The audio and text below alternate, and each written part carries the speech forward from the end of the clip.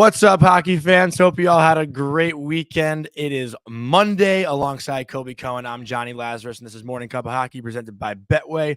If you're going to place a bet on Betway. Please play responsibly, and remember, you must be 19 years of age or older. A lot to get into today. We'll talk about the Eastern Conference and how the playoff picture is shaping up. We'll get into my roasting yesterday on social media, a little bit of the Ottawa Senators empty net drama yet again, which personally I'm kind of sick of talking about already. I don't know how we're going to do it again today on the show, but we'll get into it. And to finish things off, we'll get some listener questions going here. So get your questions in the chat. We'll talk to you. We'll hear what you want to say. We survived an earthquake over the weekend, which I feel like is kind of forgotten already.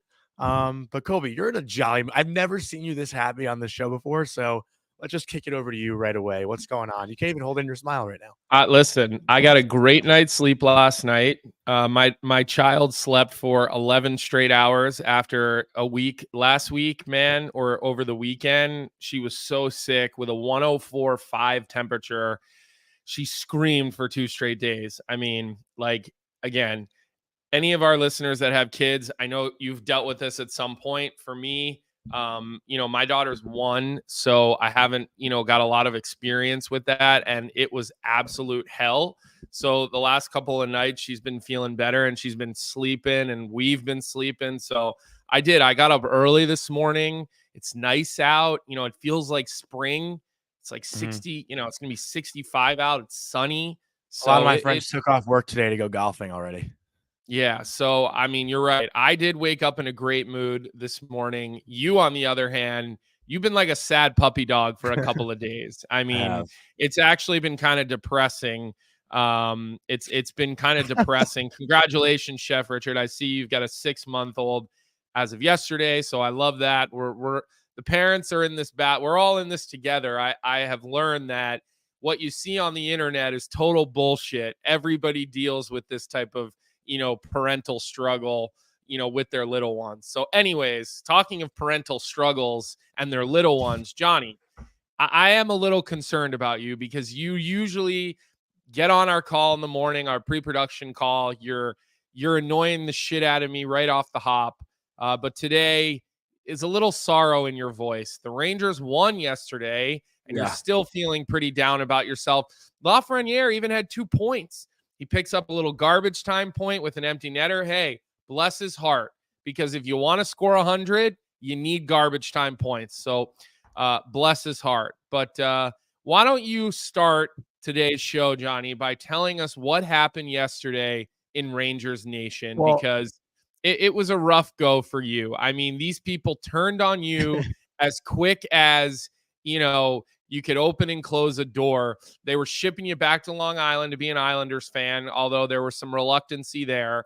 But why don't you tell us what happened? Why don't you tell us what you really meant by the tweet? Maybe you're going to stand by it. Maybe you're going to backtrack. I'm standing by it. I'm standing by it. And then I'll give you what I usually do with my opinion. Well, first, I want to mention, you mentioned Lafreniere. I want to mention on Saturday, this girl named Alexa came up to me at a bar that I was at and goes, "You resurrected Alexi Lafreniere's career." And I was like, what the fuck? Like, no way you know me. Like, I don't know who she is. She like recognized me and just came up to me and said that. And I was like, whoa, that's sick. But yesterday, yes, I was watching the Detroit Red Wings versus Buffalo Sabres game, a great game. Patrick Kane scores a big goal, a huge goal to get his 43rd point of the season. And I tweeted, the Ranger fan in me would hate this, but the hockey fan in me would think it's sick if Patrick Kane scored an overtime winner at MSG in the playoffs as a little taste of revenge. And to add a joke at the end, don't be mean in the comments, because I knew people would just rip me for it. I wasn't expecting it to take on the life that it did, but my thought process was yesterday, I'm watching this game.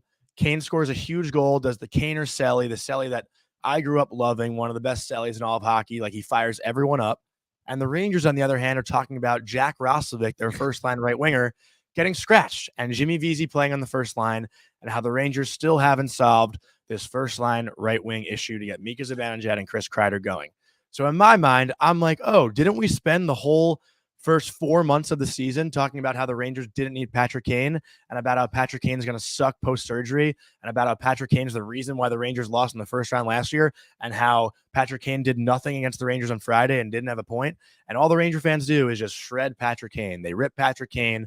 So maybe revenge was the wrong word, but it'd be a pretty good storyline if you're an NHL fan from a league-wide perspective if Kane were to shut the Ranger fans up with an overtime goal, proving that he still has it, proving that he's still playing at a pretty elite level for a guy who just went through this crazy surgery.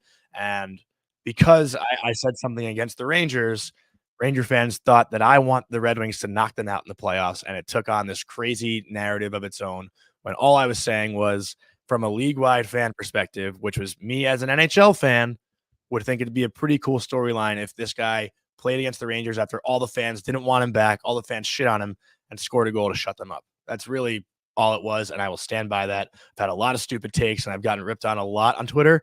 Did not expect this one to be the What did Molly Walker say to you in the press box last night? I mean, she's like, "You got destroyed today." And I was like, "Yeah, I know." Well, look, I don't know. I knew there'd be some backlash, but here's the reality of the situation. First off, let's just talk a little Patrick Kane for starters. How are the comments coming in?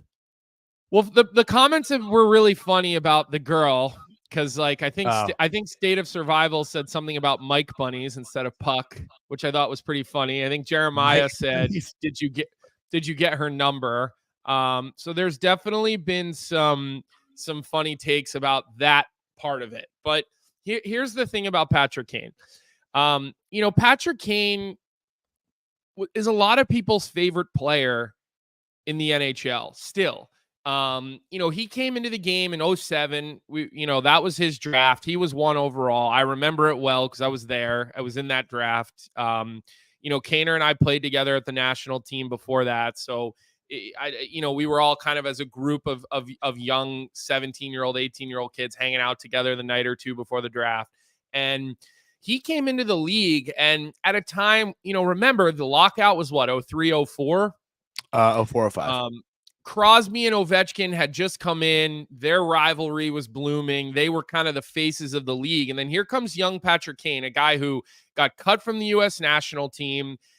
Everybody said, and then they brought him in later. Everybody said he couldn't skate well enough. Everybody said he wasn't big enough. And he comes into the league and really lights it on fire and wins cups. And he's cocky and he celebrates and he's got the heartbreaker and he's spinorama. And he came in and he was this kind of smooth skating, stick handling American player with a ton of flash. He almost had like a little Mike Modano, a little Jeremy Roenick, like personalities and traits from all these guys, a little bit of Brian Leach or Phil Housley. Just the skill level was insane. And so, there's a whole generation of people, including players in the NHL, and their favorite player is all Patrick Kane.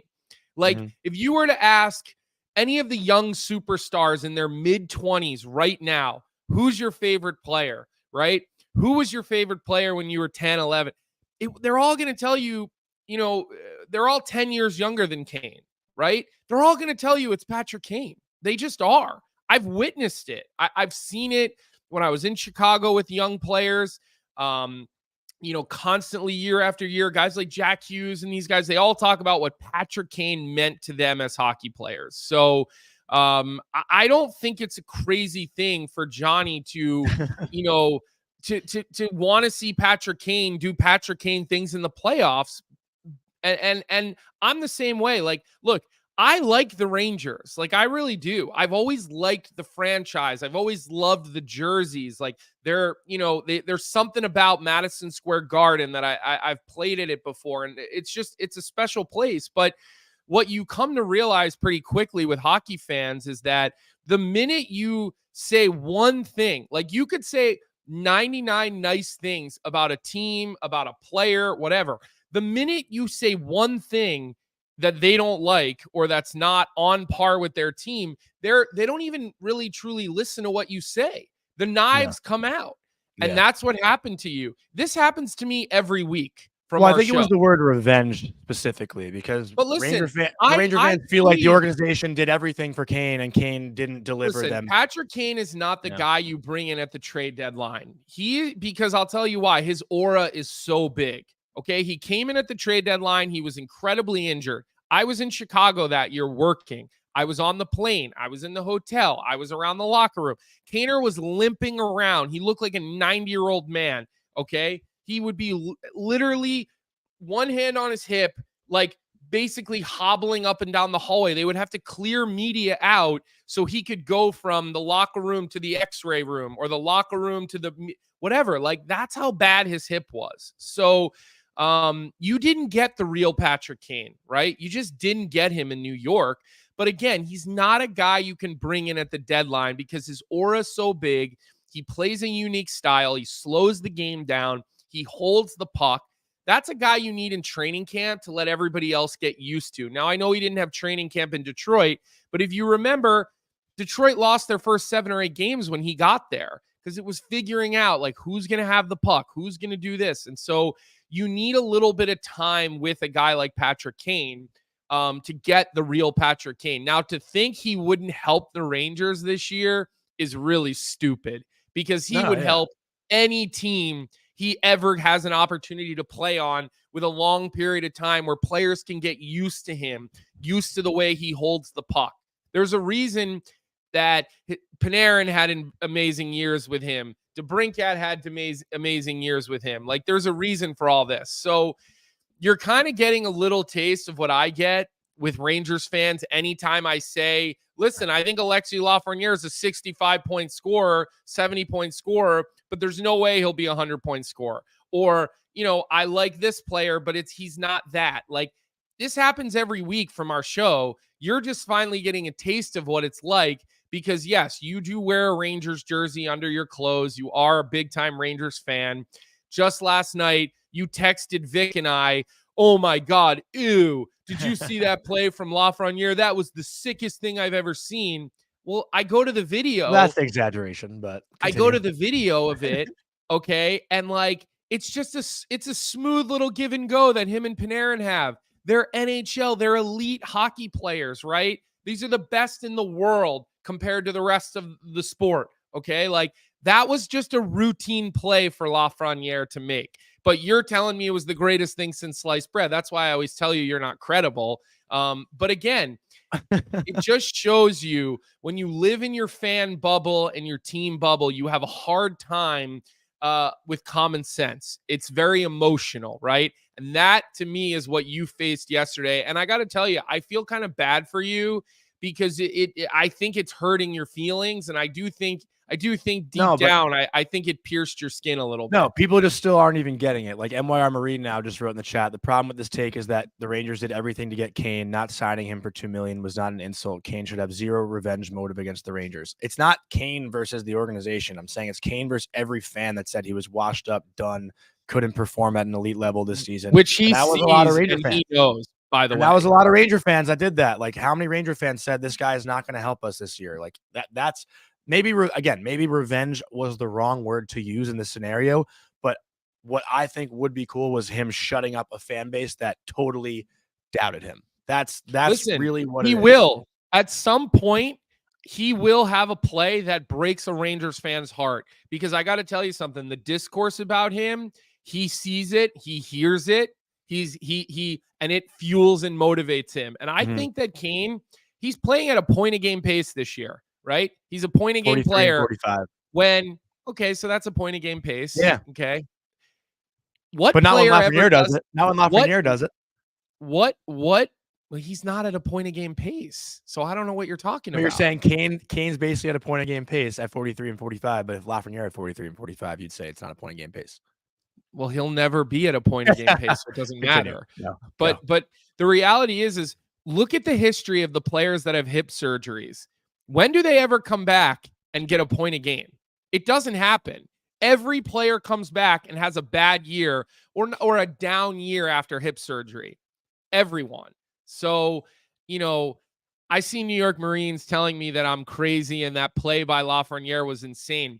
That was But a different play. Different play. You guys, we're talking about a different play, but you guys need to raise the bar with your expectation. If you guys see this kid as this 100-point elite player, which I don't, you got to raise the bar. Like these guys make these players make these plays every single day. They're routine plays, shift in and shift out. Raise the bar for this guy. If that's how you're going to look at him, you can't celebrate every little thing that he's supposed to do and call it insane. I mean, come on. Like, and I don't want to go on a Lafreniere tangent here, but let's raise the bar. Let's raise the bar a little bit for some. So here's my final question to you about this Rangers Johnny drama topic. Okay. Yeah. Do you want to make an apology? Do you want to have any final thoughts? Like, do you want to tell Rangers fans? Do you want to flip them the bird? I mean, where are you at with this? I stand by the whole thing. I think if Patrick Kane went to the Toronto Maple Leafs last year and they lost in the first round and Leafs fans didn't want Kane back this year and Kane scored an overtime goal in Toronto to shut those people up, everyone would fucking love it. It's just because, people love to hate the Leafs. Ranger fans, it is true. The Leafs are very hateable. They're great. People love to hate the Leafs. Great to watch, but it's great to like I will watch the Leafs. If there's 9 games on, I'll watch the Leafs because I want to know what's Austin Matthews going to do. What's Willie Nylander going to do?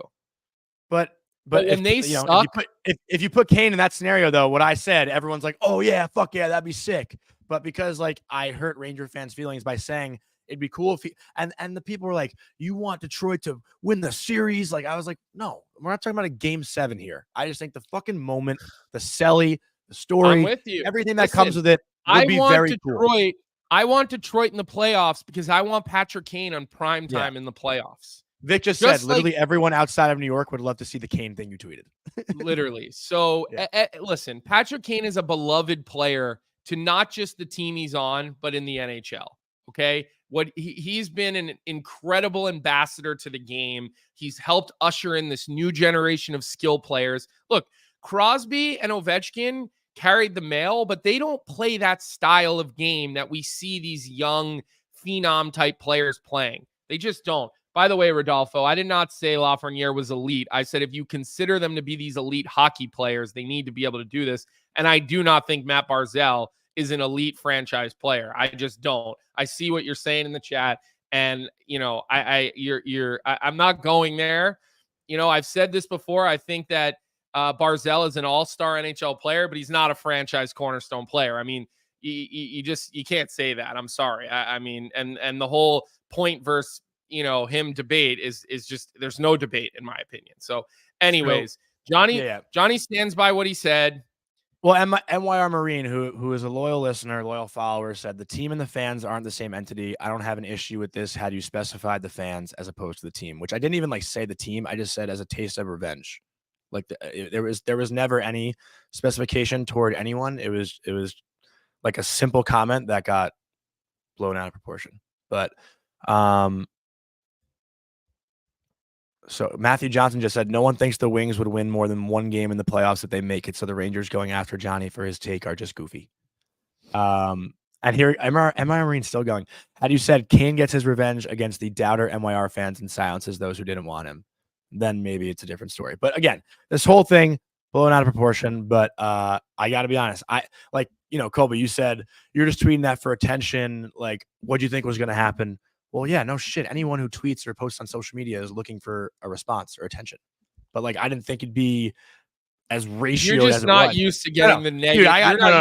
Dude, it was like getting ratioed. Like, I don't know if you know what that means, but it's never a good sign when you have more quote tweets than likes or reposts, and that's when I don't look at that stuff, but I assume that I probably get ratioed all the time. Then I'll let you know the next time you do. You're teaching me new things here today, but I'm sure my shit gets ratioed all the time. So we'll cut it there because I see a lot of people asking us about who we think is going to get into the playoffs and hold those spots, and we that's kind of next on what we wanted to get into, Johnny, because I do think we're getting down to the final minutes here.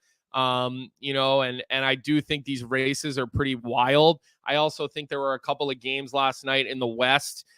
Talking about their playoff preview a little bit. I thought the statement game from Dallas last night although it was late. I didn't see it. I watched the condensed version this morning, so I didn't see all the little details of the game, but those are all things that, we kind of planned on getting into today, Johnny.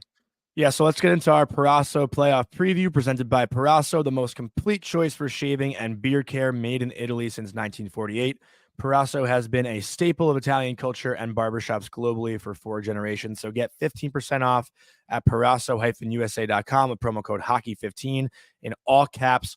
Hockey15, that's 15% off at parasso-usa.com with promo code hockey15. My beard's actually coming in pretty nice right now. I'm going to be growing out a beard for the entire playoffs. So I think next week, maybe I'll do like a little haircut, beard shave, and kind of go from scratch and see how it goes. But Colby, I mean, we got 5 teams in the mix right now: the Islanders, Penguins, Flyers, Red Wings. Did I say Penguins already? Capitals, excuse me. And, it's coming down to the wire. The schedules line up in a pretty incredible way. I like to look ahead at like 5-game segments or, who has what team coming into town. And just looking at the last game of the season for 4 of these teams, the Islanders play the Penguins in their last game, and the Capitals play the Flyers in their last games of the season. So those 2 games should be pretty sick. The Red Wings actually have Montreal in a home and home. So the Red Wings, if you want to look at the, easier schedule, it probably favors Detroit. But what we were talking about before, and I was dead wrong in the way I gave an example, Detroit has a little bit of a disadvantage here, I think, in my mind, because the other teams have 2 spots they can get because that 3rd spot in the Metro is up for grabs right now. Whereas Detroit, the Atlantic Division is already set. So they can't really jump 2 teams. They can only get ahead of 1 to get that second wildcard spot.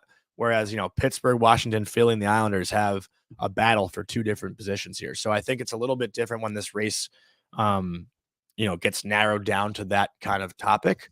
But which teams, or do you want me to go first on which teams I think are going to get in?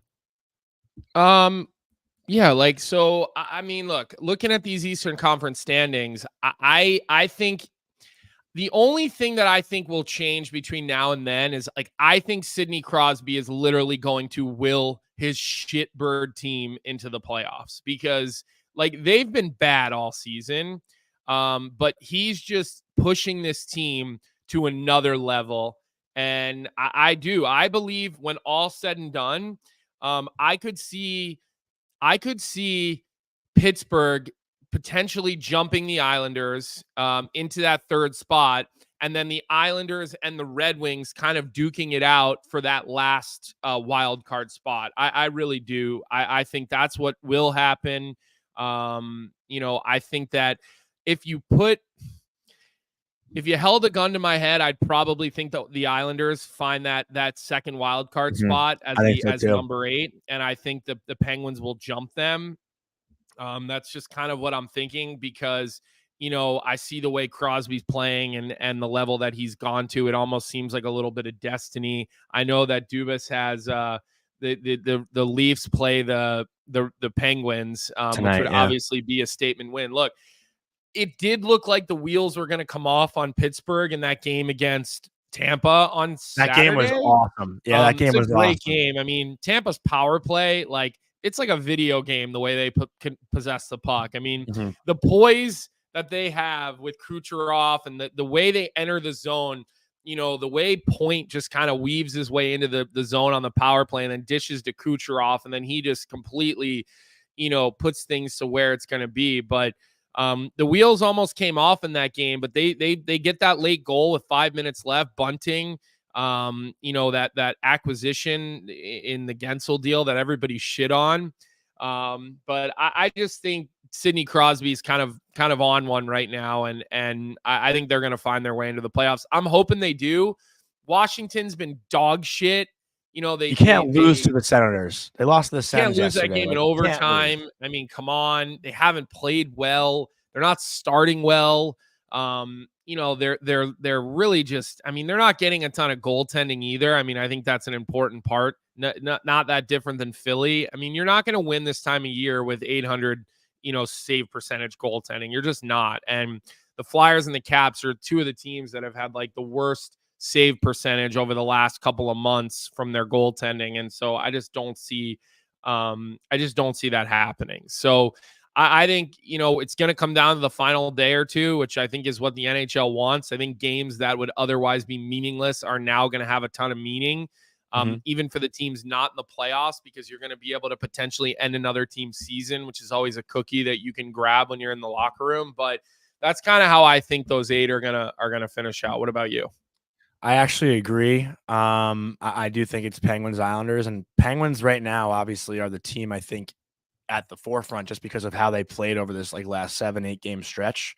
The goaltending has been solid too. I know it wasn't perfect against Tampa, but Nedeljkovic has played pretty well. He played really good here in New York last week when Jari was supposed to be the starter, and then got a little sick before the game and wasn't able to play. But to me, like just looking at all these schedules again, like the Red Wings this week for them is nuts. Like tomorrow night, the Red Wings play against the Caps. So that's a big one for those 2 games. And then Thursday, the Red Wings play the Penguins. Like these are all playoff games. It's so perfect that like the schedule lines up where these teams in the hunt are playing each other to get in. Like it's kind of, a little taste of, we talked about it a few weeks ago, Colby, like extending the playoffs and having playing games. That's essentially what we're kind of getting a taste of here. These are 1-game scenarios where it's basically winning in.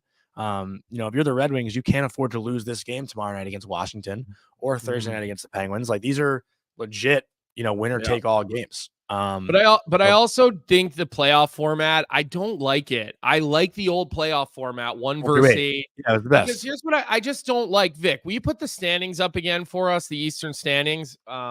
And I think this pertains to the Western Conference standings too, but it's like, congratulations, Florida, you had 102 points this year, or congratulations, Carolina, 105. You're going to get, it's more the Florida Leafs situation. Like you finished second in your division. You had 100+ points. Here's your reward, the Toronto Maple Leafs. Like, I just don't, I like the 1 versus 8, 2 versus 7. Like, I don't think it's created the rivalries that everybody thinks it's that the NHL was going for with like these divisional playoff series, like you see in other sports, like baseball has like their divisional round.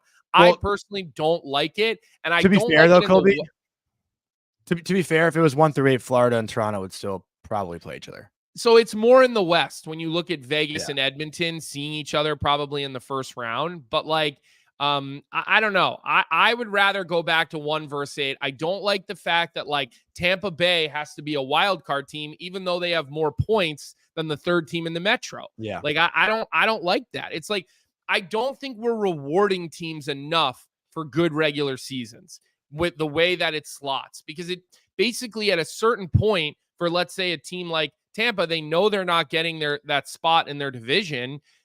It's like, it doesn't matter anymore now. It's like, congratulations, you got 90+ points. You outdid Metro League teams, but you're still going to be below them in the standings the way we format.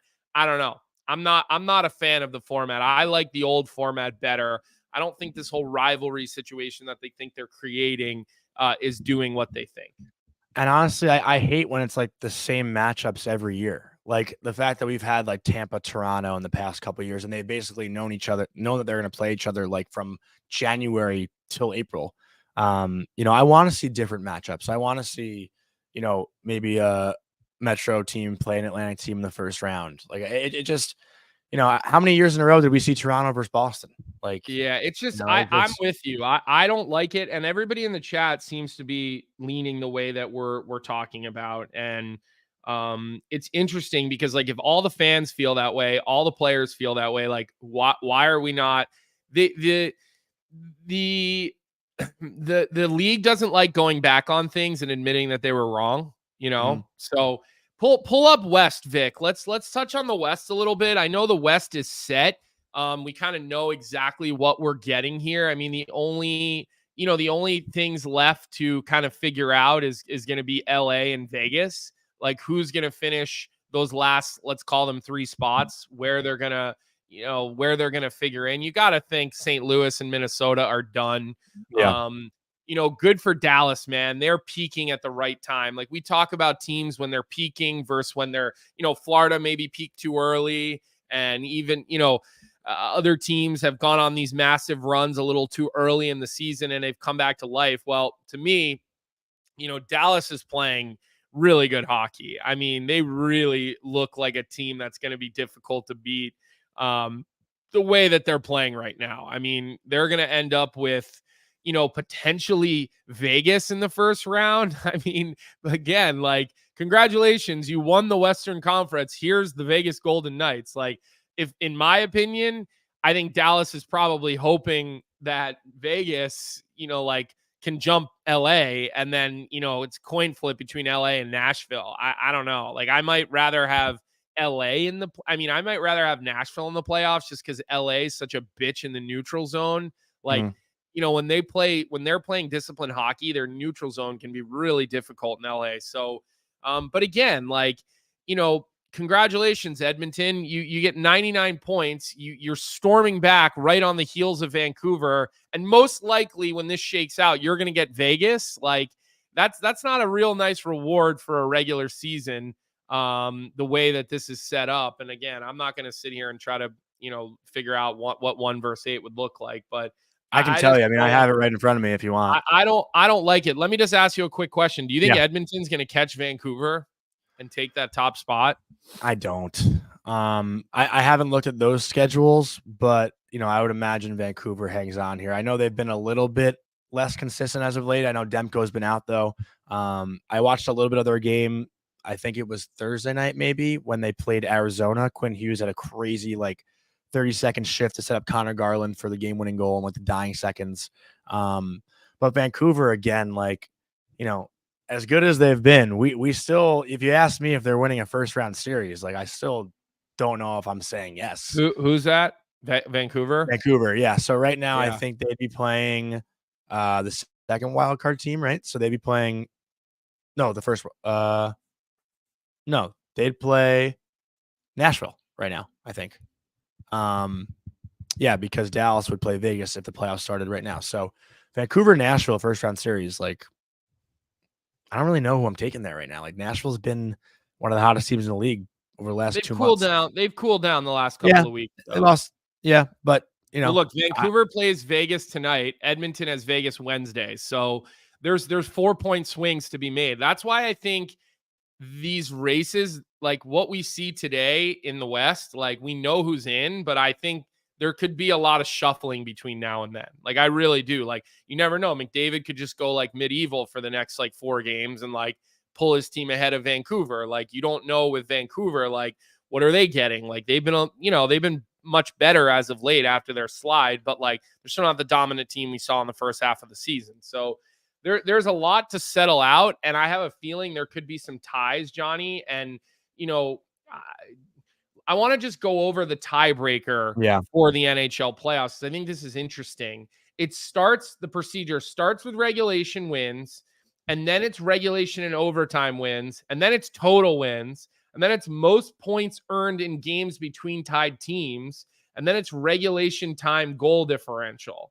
And then regulation and overtime goal differential. So I don't think we'll get to number 6 by any means, but especially in the East, you could have a logjam of teams with the same points. I mean, these teams literally are all tied right now. Now, I think 1 or 2 of them will shit the bed with the pressure, and we'll see who they are. And I think, unfortunately, Jeremiah, that's going to be the Washington Capitals. I don't think they're making the playoffs. I don't really think they deserve to, based on how they've played since their little hot streak.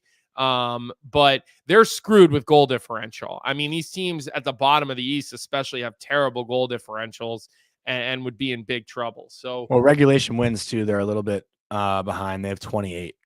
And wouldn't that apply to the Islanders as well? Don't they have a lower amount? Islanders actually have 26. Yeah, you're right with that. Right. And the Flyers are minus 23 in goal differential. I mean, it's ugly at the bottom. Washington minus 41. That's why I don't like expanding, because as it is, it's ugly enough at the bottom. There's a difference to me in the West.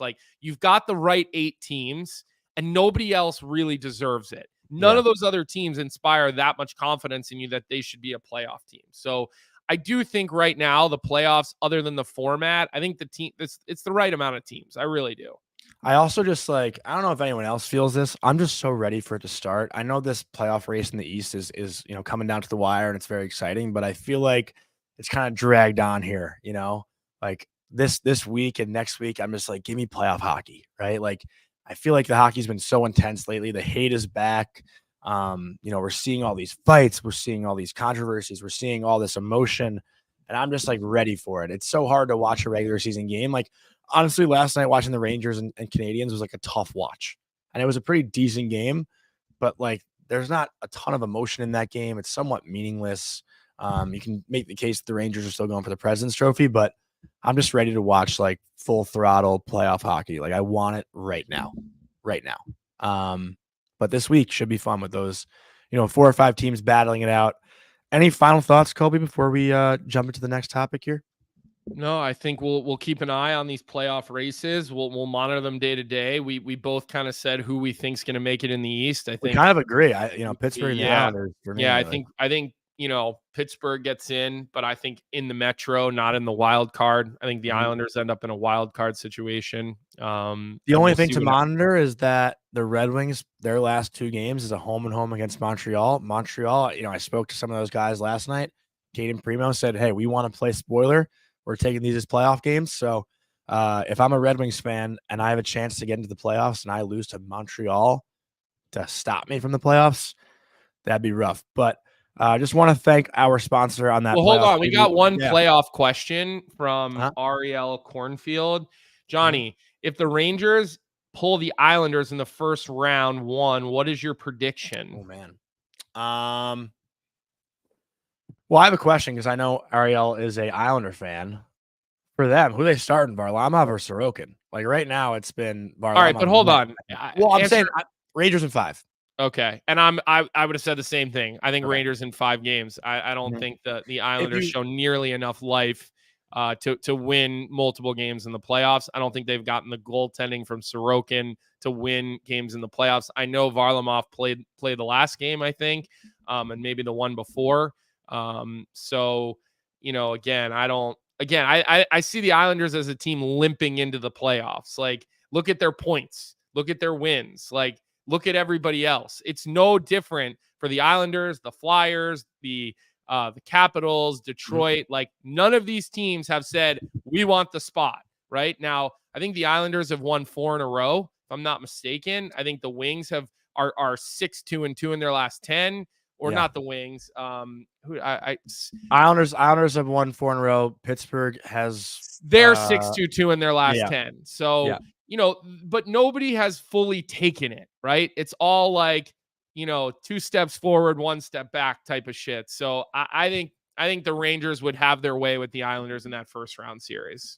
I think we'll find out too, because those teams play each other twice this week, so we'll get a better idea for how they match up. I mean, the only 2 games they played, the one game was the Stadium Series game where the Islanders probably should have won. They kind of lost that game more than the Rangers won it, even though the Rangers power play came up big in the dying minutes. And then the Rangers, had a pretty good whooping of them about a month ago on a Sunday afternoon, St. Paddy's Day, I think. So, we'll see those 2 teams play each other. But another good question too, just from Weinberg 85. What playoff team?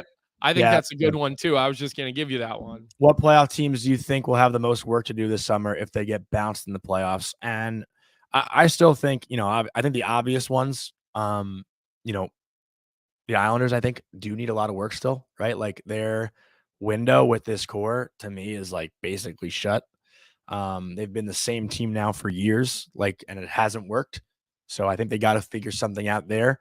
Another team that I can think of, it's hard to think in the West because I feel like everyone let me jump in here. Let me jump in here. Yeah. I think that's a good call with the Islanders. I think they need a GM first and foremost. You need a new leader because your team is, again, if your goal is just to make the first round of the playoffs, like, aim higher. And so I do think they need some serious makeover out on the island. I think having Patrick Waugh in training camp, I think having that presence for a whole year is going to make a huge difference for the Islanders next season. But who I'm going to go with? The Boston Bruins. Like, if the Boston Bruins lose in round 1 or round 2 of the playoffs, I think general manager fired. I think head coach fired. And I think they got a lot of guys on 1-year deals. Jake DeBrusk is a UFA. I think their roster could look massively different next year if they go out in 1 or 2. And I'm not sure I see them getting through 2 rounds of the playoffs. I don't know. Like, they've played better lately, and they've played a little bit more of a simple, playoff style, and they do get great goaltending. Ullmark's been the better of the two as of late. Ever since the whispers of Jeremy Swayman's big contract extension came out and the whole trade deadline thing, I think Ullmark's been better. But I think that is a team that would look massively different. And I do believe if they do not get into the conference finals this year, I think Don Sweeney is in trouble. He's been there a long time. You don't see people last that long in these jobs. I don't think Jim Montgomery survives it if they do not win a couple rounds of the playoffs. So I kind of want to build off that actually and ask you a follow-up question, because I think, there could be different answers here, but which team do you think, if they lost in the first round, would be the biggest disappointment this year?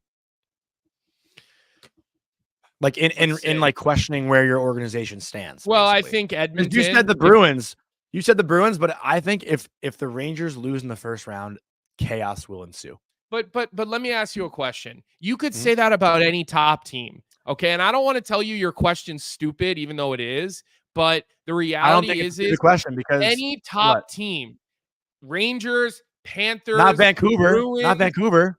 I disagree with you. If you finish first in the league and you lose in the first round, chaos will fucking ensue. I don't think you're panicking if you're Vancouver and you lose in the first round. Okay, but also, but the Rangers are in a window where they think they could win now, like a serious window. That's why I asked the question. And you just talked about Boston. Same thing for Toronto, Boston. The same. That's thing why for I'm asking Edmonton. the question. Which one's the biggest disappointment? But they're all. You could make the argument for every top team. Okay, that's why I'm asking the fucking question. It's a good question. It's not. You can't give me an answer because it's a dumb question. It's a stupid you don't question. Even have an answer. It's the same for all of them. How is it different if Toronto? Okay, if Toronto loses in the first round, does their coach get fired? I mean, it hasn't happened in the past. Their coach gets fired. If Boston 100%. loses in the first round, does their coach get fired? If Edmonton loses in the first round, are they going to blow up Draisaitl? And are they going to blow up Draisaitl and McDavid if they lose in the first round? Like, you could make this question. You could make this argument for every top team. Okay, I'll give you Vancouver because they're this sort of unexpected Cinderella story. Every other top team thinks that it's their year to win.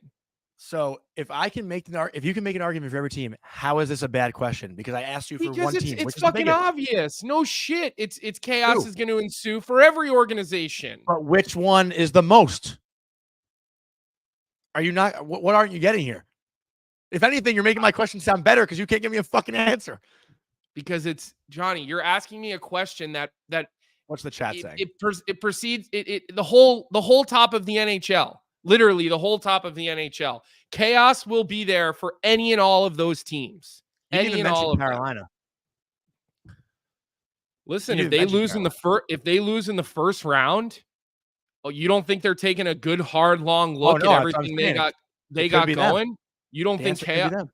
Of course it could be them. It's going to be whichever one of those top teams loses, it's going to be them. If Vegas loses in the first round, you think their GM's going to sit there and be okay with it? No, my point is, the whole thought behind the question here was, if let's say any of these teams lose, which one is like, oh fuck, this is not working. We need to change something up. This core can't do it. They can't do it. I think if you're asking me one team, if for all the expectations in the world to not get out of the first round, if it's Carolina, I think that is a huge, huge problem. Because now it's finally right. The conversation is Carolina has no excuses. This is their time. They got the big guns. They have the coach. They have every single piece of the puzzle. Now is their time. If they don't get out of the first round, I think out of every team, they're the biggest one to me. Yeah, but I don't foresee them firing Brind'Amour. I don't see that happening. But that conversation would have to be had.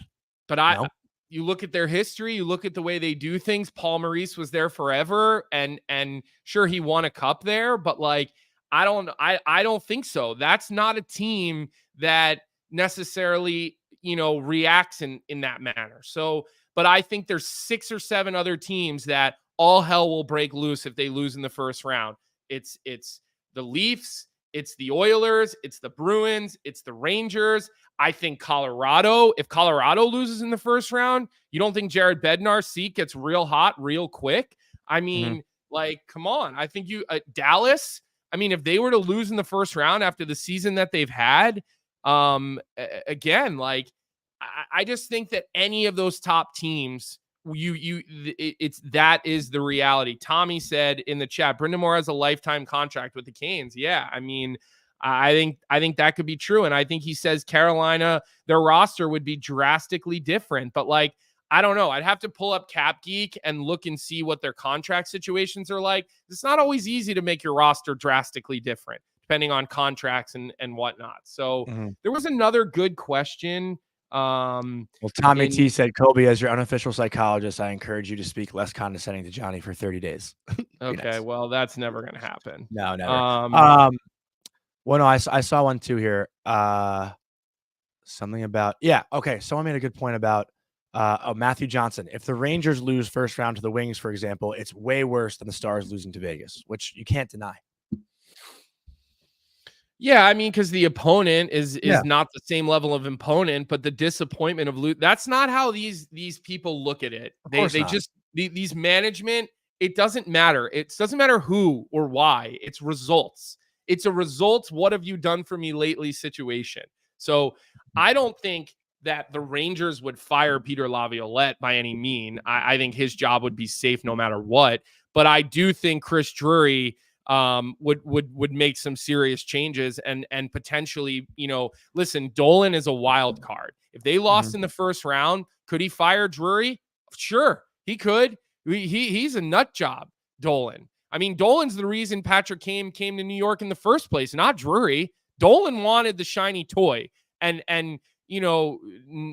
not Chris Drury. That I think was pushed down Chris Drury's throat. So I don't foresee that happening. I think the New York Rangers have been really good and are playing a brand of hockey where they don't have to worry. And if they show up in the first round, they're going to win. But ultimately, I just think that question is like, it's everyone who's had a great season, and a lot of teams have had great seasons. Is Bill Zito going to sit on his hands if the Panthers lose in the first round? Hell fucking no. No chance. Okay? Elias McCracken just said, I like the question, Johnny. Toronto too often runs it back, but New York Rangers and Carolina might react stronger. Edmonton is due to make changes such as Draisaitl.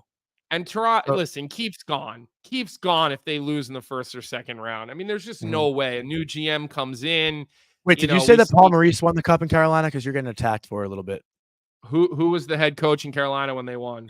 It was Laviolette. It was Lavi? Yeah. Oh, wow. Okay. I didn't even know you said that. I tuned that one out. For the correction. I thought he was there. I guess you're right. Lavi was in. See, I forget. Lavi's moved around quite a bit. Dude, like 5 different teams in the Metro. Yeah. Because he generally has a lot of success early and then it kind of wears. It's kind of Bruce Cassidy-ish. But thank you for the correction there. Who corrected me? Was it Elias that corrected everyone. Me? Oh, Rodolfo, everyone. Okay. Yeah. Thank you, Jeremiah. So when did Maurice come to Carolina then? Was he there before Laviolette? No, I think he's done 2 different stints, I think, with Carolina. I think he did one before Laviolette, and then he did one, I think, like 10 years ago, maybe. I'm pretty sure. I'll have to look that up, but I'm pretty sure Paul Maurice has had 2 different stints with Carolina. I'm gonna look it up right now. Keith C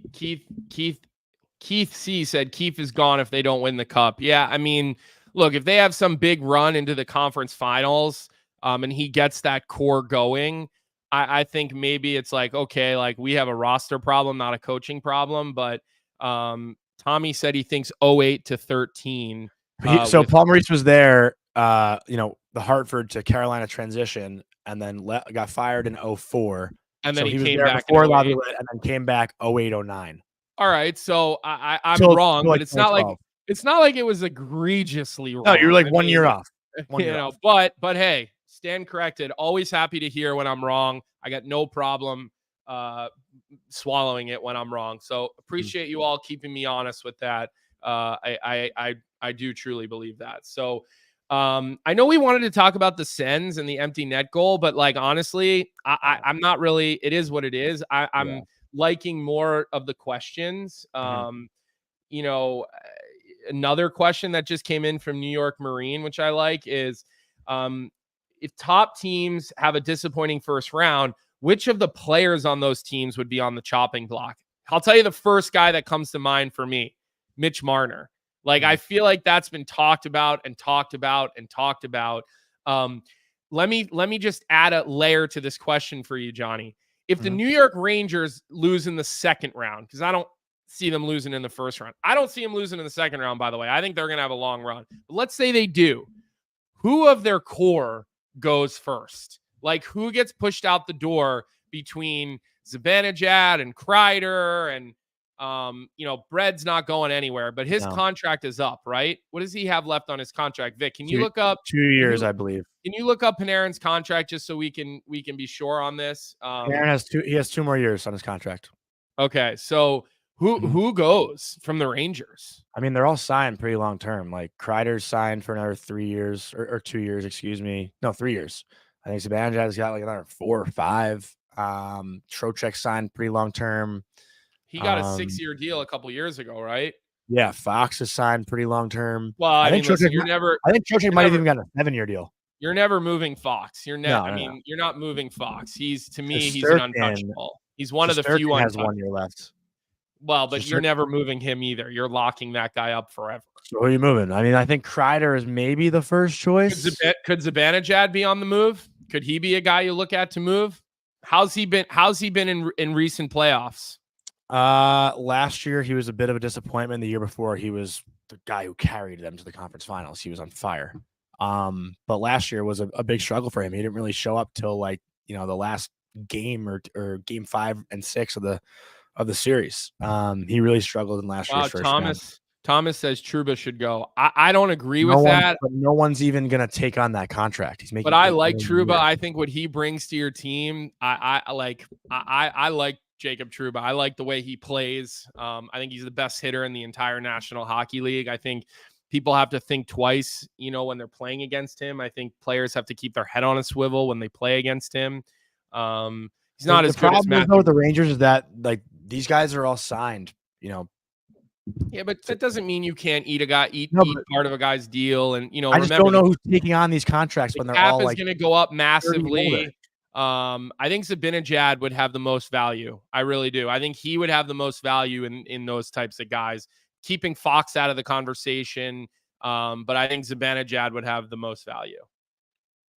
I just don't know if teams want to take on, someone 30 to 32 with that money. That's the only thing. Like, who is going to trade for them right now when they're technically kind of past their prime, right? So I just don't see teams like looking at this and saying that's the guy we need right now. If you're, I don't even know where Zibanejad would really like fit. I'm trying to think of another team where he would be a good first line center on a team that can like win the cup right now that doesn't already have one. Let's go west a little. Yeah. Tommy T said, will you comment on Vegas's third period collapses? And will this 40-minute hockey problem continue for them? My opinion on this would be that I think Vegas will figure it out. I think Vegas has, you could make an argument, the best coach in the National Hockey League. I think Bruce Cassidy is as good at making in-game adjustments as any coach in the National League. Again, I played for him and he was a total prick to play for. It's not like I loved him by any stretch of imagination. As a guy, it was really difficult. So I'm not saying that with bias. Like, I loved this guy. He was my favorite coach. But I do think he's phenomenal at what he does. I do think their back end is really good. They've got great leadership with Pietrangelo, and plenty of other guys around him that have good leadership qualities. I just still think Vegas figures it out. I think because they won, they know what it takes. They've Jack Eichel can be an X factor come playoff time when his motivation, raises. So I do think, Tommy, that I'm laughing because as I'm saying this, I'm catching what Tommy said, Kako and VC go. And so you're just going to throw the fourth liners under the bus. But yeah, I do think Vegas ultimately figures it out. And I do think Vegas wins the first round of the playoffs. Like, I do. I think if Edmonton plays Vegas in the first round, I don't think it goes Edmonton's way. I really don't. So then what happens with Leon? I mean, that's the question, right? Like, yeah, I don't think he stays in Edmonton long term. I really don't. I think he's got his eyes set on something else. I've heard rumors that his girlfriend, wants to get to California, New York, one of these, Florida, one of these places. So, I think tax shelters and I think that's going to come into thought with him.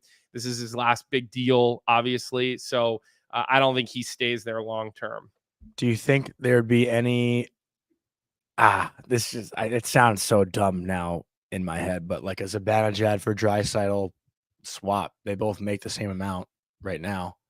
No, I don't think they're even in the same fucking that's what I'm saying. Not a 1-for-1 stratosphere as hockey players. It's not even not a 1-for-1, but like it's not that those two. Yeah, I mean, you'd need a lot more than Zibanejad to get Leon Draisaitl. I mean, a lot more. And no, do I think, unless it was a crazy haul and it was like Zibanejad and it was Lafreniere and it was Keandre Miller, then maybe that much?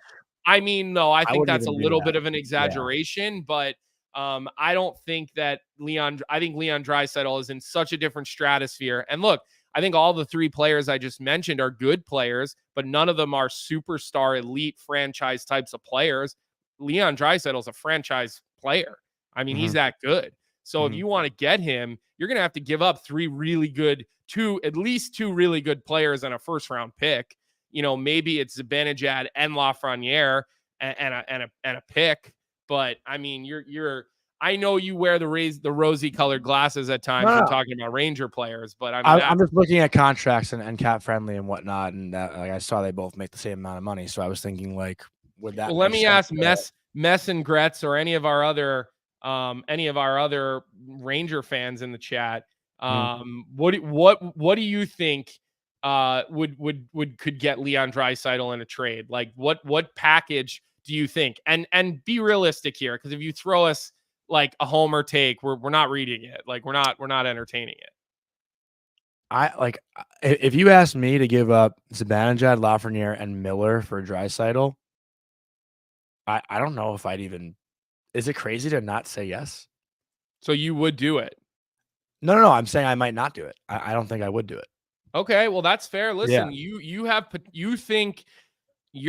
see Lafreniere as a 100-point guy. Well, so I see a lot of potential in Miller too, and I'm thinking, I think Miller's a really I think he's a very good player in the NHL, but I think he's replaceable.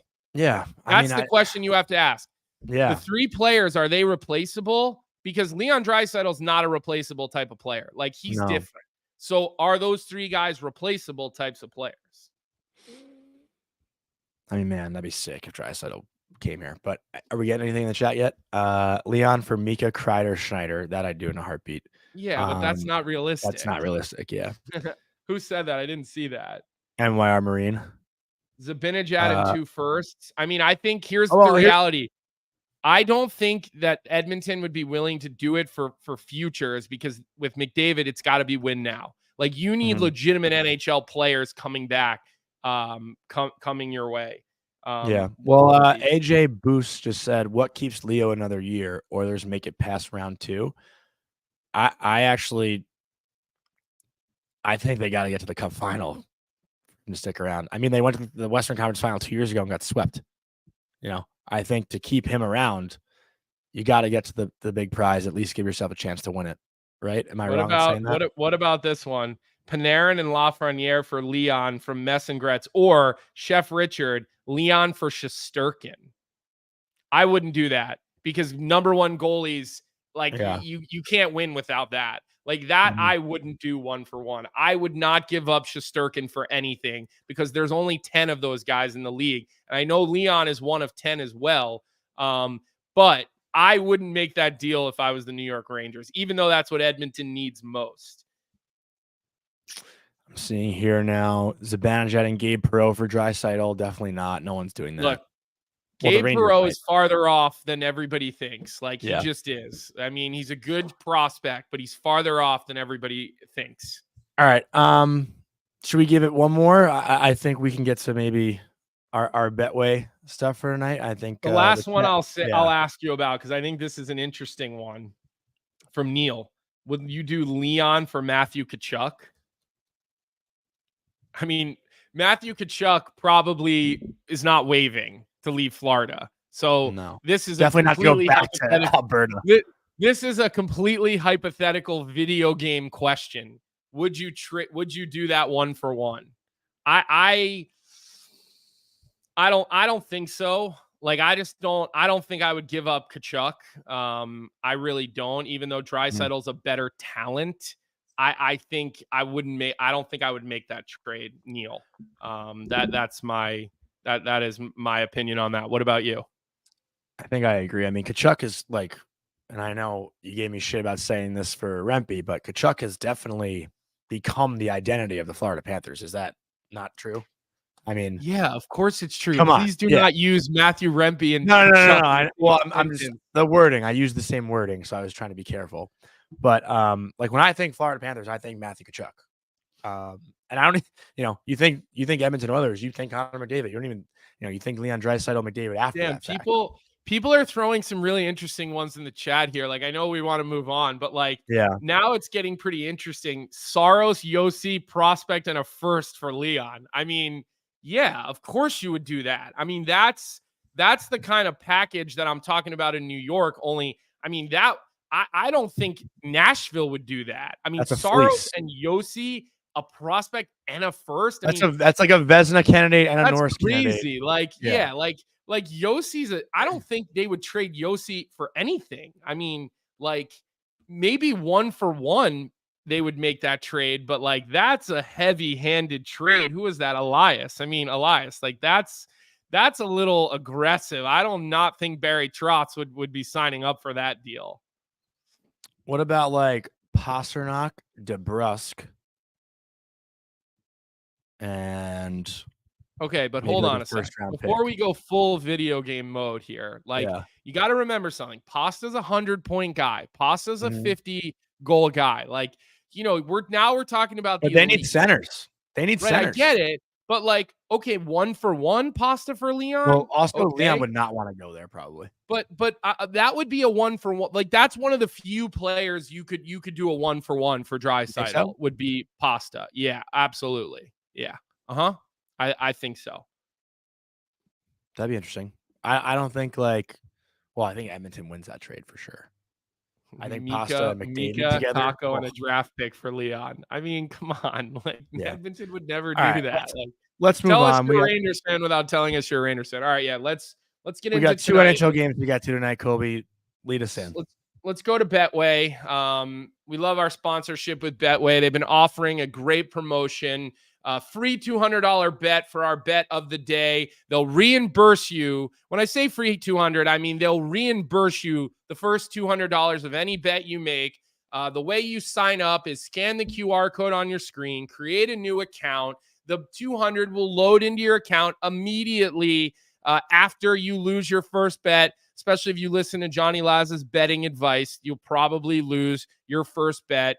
I'm in the green lately, by the way. It's the offers available only outside of Ontario. Please bet responsibly. Must be 19 years of age or older, as always. But take advantage of it. Use the QR code. Get involved with the betting, especially as we get into the playoffs here. It's a great opportunity to really sprinkle some money on a bunch of different games, get you a little more involved. And that's your way to have some free money, free $200. So I don't know what we have today for our Betway bet of the day. Vic, can you drop it in the chat and let me know? We've got Jeremiah. That was his bet. And he went with Vegas plus 105 against Vancouver. I like the fact that you're getting plus money on Vegas right now, a team that's chasing, where Vancouver's a little more solid in their spot. I know they're being chased by Edmonton, but I do think plus money for the Vegas Golden Knights after that, third period collapse against Arizona is a good play, because Bruce Cassidy was not happy. They're going to come out with their hair on fire. It's going to be a little bit of a makeup game for them. So I like that bet, Jeremiah. I might sprinkle a couple of shekels on that and get involved with that plus money for the Vegas Golden Knights. Johnny, 2 games tonight, Pitt and Toronto. What a big game for Kyle Dubas and his team. I mean, do they have it in them? Now, if they beat Toronto tonight, like, they got to be feeling pretty good about themselves here over the next couple of games. You think they have it in them tonight? I mean, I already think they're feeling pretty good about their game, but I think they do. I like Pittsburgh in this game. The whole team, that first goal, that Brian Rust pass to Crosby, that backdoor play on that 2-on-1. Oh, that was so sick. But I don't know, man. I think Toronto's been a little bit, wishy-washy as of late. Pittsburgh has only been trending upward. I mean, Toronto's won, 4 out of their last 5, I think, right? They lost to Tampa, but other than that, they've been doing well. I still think Pittsburgh has that extra gear right now that they're getting to, playing playoff style. That Toronto, while they've upped their game a little bit, I don't think they've done it consistently enough. Whereas Pittsburgh, the last 8 or so games has been a steady incline. Mm-hmm. Yeah, well, and I think Nedeljkovic has been really good. I mean, I know, we're talking about Crosby willing them into the playoffs, but they are getting saves. And to me, that's the biggest difference right now between Washington, Philly, Pittsburgh, even really the Islanders, although they've been on this little run as of late, and they've won 4 in a row. Like, who's getting saves? The Islanders are getting some saves from Varlamov right now, but Nedeljkovic is making saves. Like, the Flyers are getting terrible goaltending. Even Fedotov or Fedotov, like, he started that game and he gets beat high twice. Like, how does a 6'7" goaltender get beat high twice? Like, you got to make those saves. So, we got Thomas Schultz trading you in the chat, by the way, for Draisaitl, which is pretty funny. He put a package together and included beat writer Laz for Draisaitl. I'd never go to Edmonton. How where you stand with the fans. So buy low, sell high, he said. So that's a big game tonight. Vegas, Vancouver. I think we're going to see the debut for Tomas Hertl.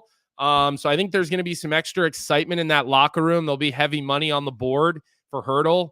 Obviously, when you put money on the board in the NHL, the only way you pay into the fine, into the team fund is if you win. So, like, if you put $5,000 on the board for your first game of the new team, if you lose, you don't have to pay the money. If you win, the money goes into the team fund, and then you use it for, end of the year party, Halloween party, Christmas party, whatever. That's how that sort of money gets distributed. Maybe at the end of the year, you could tip trainers with it, whatever the case may be. So with Hertl's first game, there'll be a lot of money on the board. I think Vegas will be excited.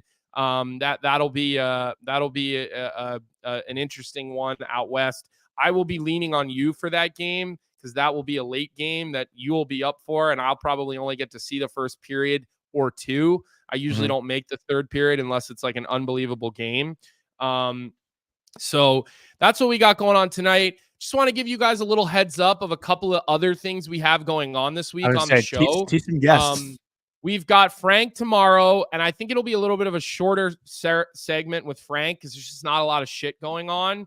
And then after Frank, we're going to have a guy on our show who was a teammate of mine in the American League, played a couple games for the Boston Bruins, Bobby Robbins. He just came out with a new book, and Bobby was a fighter, okay, in the in the American League, in the NHL when he was up there. He signed his first NHL contract, and he got hit so hard in the head in a fight that he couldn't really play anymore. But he just launched a new book, so we're going to have him on to talk about it, talk some old stories. This is a guy who had to grind through the low levels of pro hockey to get to the NHL. He was a college player, but just a great guy, great human being. Was so funny when he came into the American League because I had already been there for three or so years with that team. And I'm sure he'll have us laughing tomorrow. So he'll be on right after Frank around maybe 9:20, 9:30 tomorrow.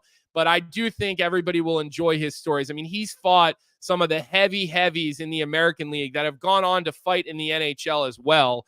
So we'll get his perspective on the fighting going on in the NHL right now. We'll hear about his book a little bit. So that'll be good tomorrow. And then Wednesday, off the top of the show, we're going to have a friend of mine on, Bill Duffy, who's the president of the Philadelphia Flyers Warriors team, which is a hockey team and a hockey league that supports disabled veterans.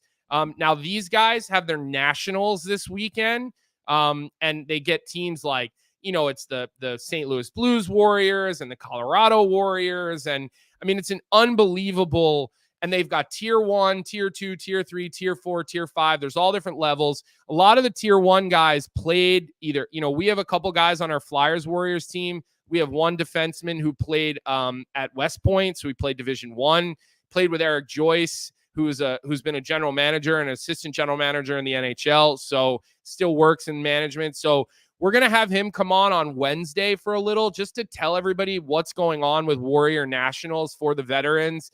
It's something that's near and dear to my heart. My grandfather was a veteran. I'm very involved with the program. So I know that the NHL players get very involved with these programs all around the country. And so we'll have Duff come on. I'm sure he'll want to weigh in on the Flyers goaltending situation. He was very good friends with Carter Hart, and he's very close to the alumni as well. So that's going to be Wednesday. I'll be in Minnesota. Thursday, we'll do a Frozen Four preview because it's right before the doubleheader.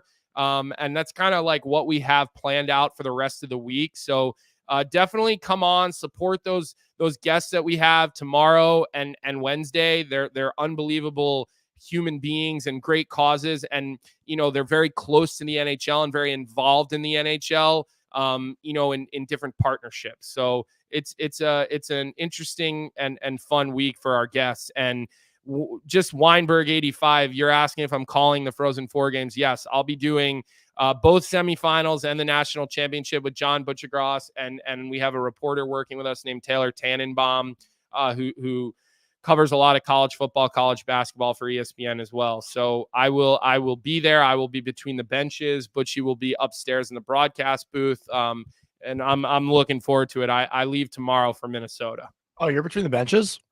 Yeah, for the Frozen Four, I'll be awesome. between the benches. Yeah, so that's usually my spot. In years past, Barry was in the booth with Butchie, but I'm going to stay between the benches. I didn't know if you'd be doing that without Barry. New York Marine said 2/3 Jewish crew. That is true. Taylor is a member of the tribe along with me. And the funny thing is Taylor and I have known each other since little kids. She is my first cousin's best friend since childhood. So I've known her forever. So it'll be fun to work with her, finally after all these years of being in the same industry. So that'll be really cool to get an opportunity to, work with Taylor. Neil's asking new suit for Colby. Nope. Same gray and black jacket. I'll just be recycling. I have about 4 or 5 that look very identical, and I'll just continue because all my suit jackets are made out of like sweatshirt material. Like they're all that black tie, the gray and black jacket. I always wear a white shirt. I always wear a black tie, and I change around the jacket. Even though you might think I'm wearing the same one, chances are I'm not. They're all subtly different. You gonna do your hair? But again, what'd you say? You gonna do your hair or no? Probably not. I don't generally do my hair. I probably just do it with hat hair. That's kind of how I roll. Wait, one other question that jumped in here that I wanted to answer. Original Funk Toronto said, "What board money is this?" So let's just explain this really quick before we go. Okay. Money on the board is something players do in professional hockey where it's sort of a fun team building thing where you put money on the board, you write your number on the board, you put an amount of money next to it, and it's internal. And if you win, the team wins that game, you pay that money to the team fund. Okay. You can put money on the board for like your first NHL game, your parents are in town, your girlfriend traveled in, you bought 50 tickets for your family, so you got to put money on the board. You fell in warmups, you got to put $1,000 on the board. Like there's, you played for one team. Adam Foote put 15 grand on the board in a game that I played in Columbus because he played in Columbus and we were playing against Columbus. He put $15,000 on the board that game. So that goes right to the team. It's orchestrated by the players. Somebody's the banker. Jonny Lazarus used to be the banker for our, for that Colorado team that I was on. And again, it's fun. Like it's a fun thing, kind of pushing guys to put money on the board. It's a cool thing. So that's what we're talking about when we say money on the board, Johnny. I mean, you were buzzing today. I kind of just want to let you keep riffing. I was in a good mood today. Yeah, I haven't seen as jolly, I think, since I've known you. You normally put me in a bad mood, but today you weren't annoying in the pre-production call, so I was buzzing. You're not wrong. I drank a coffee today. I don't do that a lot, so I was flying. Yeah, you're on fire. MYR Marine said, "Good luck with the eclipse, boys. Don't stare directly at it, Johnny." I like haven't looked into this thing at all. People so think I'm you're sure kind of dumb. It's kind of messed up. Well, I mean, I something I would be guilty of doing. You know, I don't really know much about the eclipse. I guess I'll wear sunglasses today though when I go outside. But yeah, any final thoughts, Kobe, before we wrap it up today? Because long show, but good show today. That's it. All right. Well, thank you everybody in the chat. The questions were great. All the Draisaitl trade proposals were amazing, and you know, we'll get to some more questions throughout this week. We got some great guests lined up. Big thanks to Vic. Not a lot of hockey on tonight, so just 2 games to look at, but we'll talk about it tomorrow. And hope you all have a great day. We'll see you at 9 a.m. What's up, hockey fans? If you enjoyed that video, then you need to be hitting the subscribe button right here at Daily Faceoff. Exclusive interviews and analysis from our hockey insider Frank Saravalli, fantasy updates from Brock Sagan, and a daily live show at noon Eastern Monday through Friday. You don't want to miss any of the fantastic content, so hit that subscribe button.